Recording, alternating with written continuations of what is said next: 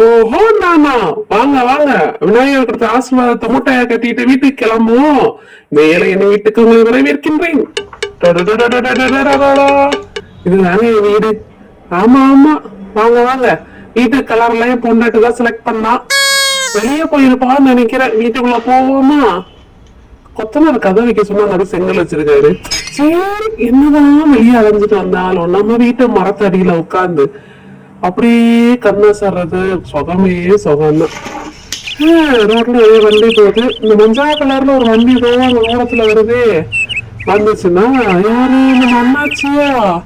வண்டிய பார்க்க சின்ன சோப்பு டப்பா மாதிரி இருந்தாலும் கண்டிஷன் நல்லா வச்சிருப்பாரு. இவர்கிட்ட கேட்டு பார்ப்போம்.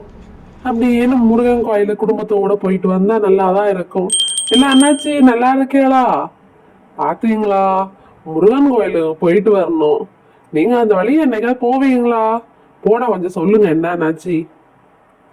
எங்க போனோம் முருகன் கோயிலுக்கா? இப்ப சவாரி உண்டு பார்த்துக்கோ. போகும்போது சொல்றேன். கனவுலையாவது முருகனை போய் பார்ப்போம்.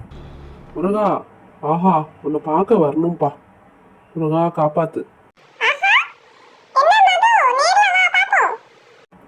என்னது, கனவா நினைவா? நான் எப்படி முருகன் கோயிலுக்கு மறந்துட்டே வந்துட்டு இருக்கு. என்ன ஒரு ஆச்சரியம். முருகா, நீதான் என்ன கூப்பிட்டியா முருகா? ஓ கருணையே கருண முருகா.